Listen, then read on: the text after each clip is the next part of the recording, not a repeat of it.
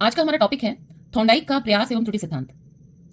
Thorndike का प्रयास एवं त्रुटि सिद्धांत अधिगम के सिद्धांतों में एक सिद्धांत है जो उसके व्यवहारवादी सिद्धांत के अंतर्गत रूप के अंतर्गत आता है। अधिगम यानी कि सीखना शिक्षा के सभी स्वरूपों में केंद्र बिंदु माना जाता है, क्योंकि शिक्षा के मुख्य उद्देश्यों में एक उद्देश्य अधिगम भी है। अधिगम यानी कि सीखना इस प्रकार हो कि वो अधिक से अधिक स्थायी हो।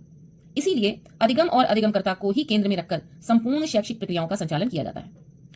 अधिगम के सिद्धांतों को मुख्यतः दो रूपों में वर्गीकृत किया जाता है। पहला व्यवहारवादी साहचर्य सिद्धांत, दूसरा ज्ञानात्मक एवं क्षेत्र संगठनात्मक सिद्धांत। थॉर्नडाइक के प्रयास एवं त्रुटि सिद्धांत को अधिगम के व्यवहारवादी साहचर्य सिद्धांत के रूप के अंतर्गत रखा जाता है। थॉर्नडाइक के प्रयास एवं त्रुटि सिद्धांत को और भी अन्य नामों से जाना जाता है। पहला है उद्दीपन अनुक्रिया सिद्धांत। थॉर्नडाइक ने जिस प्रयोग को करने के पश्चात प्रयास एवं त्रुटि सिद्धांत दिया, उसमें यह देखने में आता है कि उन्होंने मछली के एक टुकड़े को उद्दीपन के रूप में प्रयोग किया और उसी के आधार पर भूखी बिल्ली एक अनुक्रिया करती है। इसी आधार पर इस सिद्धांत को उद्दीपन अनुक्रिया सिद्धांत का नाम भी दिया जाता है। संयोजनवाद सिद्धांत इसका दूसरा नाम है। जो प्रयोग किया गया उसमें यह देखने में आता है कि बिल्ली के प्रयासों और अंत में उसको जो पुनर्बलन मिलता है उससे वो प्रेरित होती है और लगातार प्रयासों के बाद वो एक अधिगम करती है। इसी के कारण इसको संयोजनवाद सिद्धांत भी कहा गया है। इसको एक तीसरे नाम से भी जाना जाता है, अधिगम का संबंध सिद्धांत। अब हम देखेंगे कि थॉर्नडाइक ने जो प्रयोग किया जिसके आधार पर उन्होंने प्रयास एवं त्रुटि सिद्धांत को प्रतिपादित किया, वो प्रयोग क्या था। थॉर्नडाइक ने अपने अधिगम सिद्धांत से संबंधित प्रयोग एक भूखी बिल्ली पर किया। उसे उन्होंने एक विशेष प्रकार के संदूक में रखा, ऐसा संदूक जिसमें एक खटका था जो चटकनी के दबने से खुल जाता था।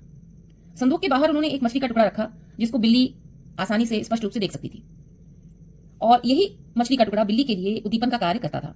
उस टुकड़े को देखकर बिल्ली संदूक में उछल कूद मचाती है और अनेक अनुक्रियाएं करती है, और इन्हीं अनुक्रियाओं के दौरान संयोगवश उसका पंजा संदूक के दरवाजे पर पड़ता है और वह खुल जाता है और बिल्ली को मछली का टुकड़ा प्राप्त हो जाता है।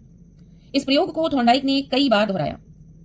जैसे जैसे प्रयोगों की संख्या बढ़ाई गई, देखने में आया कि वैसे वैसे बिल्ली कम प्रयास और कम भूल करती हुई दरवाजे को खोल लेती थी और बाहर निकल जाती थी। बिल्ली की गलत अनुक्रियाओं में कमी होती रही और अंत में एक ऐसा समय आया कि वह बिना कोई भूल किए संदूक का दरवाजा खोलकर बाहर निकल आई, यानी दरवाजा खोलना सीख गई। उसने दरवाजे को खोलने का अधिगम कर लिया। अभी हमने जिस प्रयोग की बात की उस प्रयोग के आधार पर थॉर्नडाइक ने अधिगम के प्रयास एवं त्रुटि के सिद्धांत का प्रतिपादन किया। इसके अनुसार अब हम थॉर्नडाइक के सिद्धांत की व्यवहारिक उपयोगिता को समझने की कोशिश करेंगे।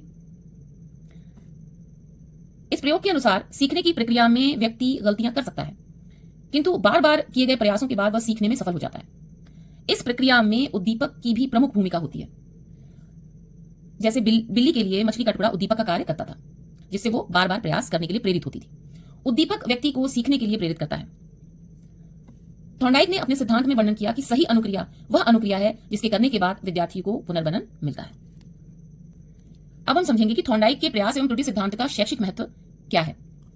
थॉर्नडाइक के सिद्धांत के आधार पर बच्चों को स्वयं के प्रयत्न से सीखने के अवसर प्रदान करने चाहिए।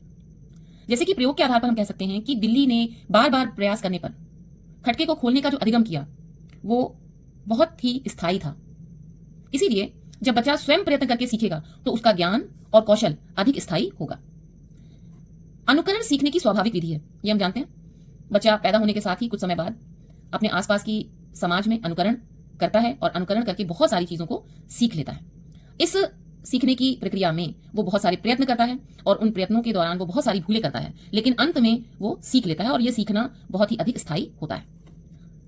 थॉर्नडाइक का यह सिद्धांत प्रयत्न पर बहुत अधिक बल देता है, क्योंकि यही प्रयत्न भूल को कम करता है, गलतियों को कम करता है और साथ ही असफल होने पर उन्हें बार बार प्रयत्नशील होने के लिए भी प्रेरित करता है। इस प्रकार थॉर्नडाइक का सिद्धांत ये बताता है कि प्रयासों की संख्या जैसे जैसे बढ़ाई जाएगी वैसे वैसे त्रुटियों की संख्या कम होती जाएगी और जो अधिगम होगा, जिस प्रक्रिया के लिए अधिगम किया जा रहा है, वो अधिगम बहुत सक्षम है कि वो स्थायी होगा।